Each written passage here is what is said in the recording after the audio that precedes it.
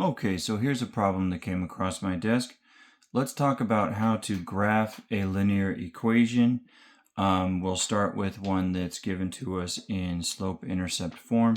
We can recognize slope-intercept form because y is isolated. It starts with y equals, and then that means the rest of it is mx plus b, where the coefficient of x is the slope, in this case 2/3, and the constant term is the y-intercept, the point where the line crosses the y-axis. This will make a line. This is a linear equation for various reasons. I won't get into all of them, but let's just say this is just a regular x, also known as x to the first power. There's more to it than that, but I'm trying to keep the video kind of short here. So let's see, should I go up or down? Here we go. Let's go this way. Let's see, the biggest number I have in here is a 3.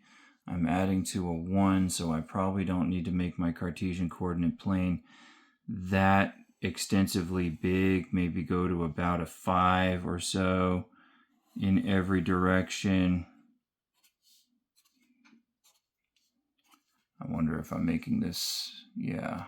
Is this going to be big enough to show up on camera? That's what we'll find out. Make sure you put arrows at the ends of your axes, and you label your axes, in this case x and y.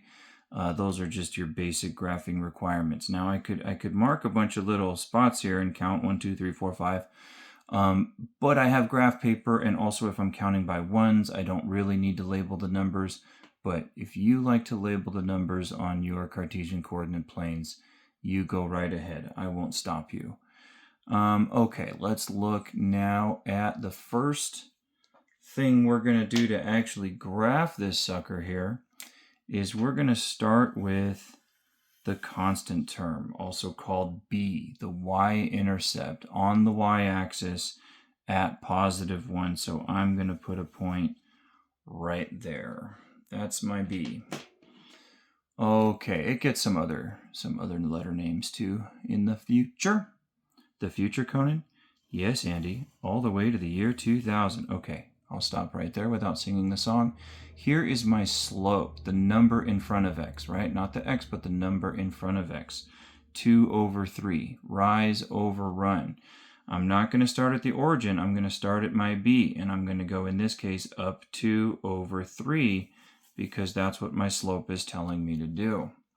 And mark a second point there. 2 points is all I need. For a line, for a straight line, 2 points is all I need. So I could make more points using the slope. I could make more points to help me draw my line better, but I don't necessarily have to.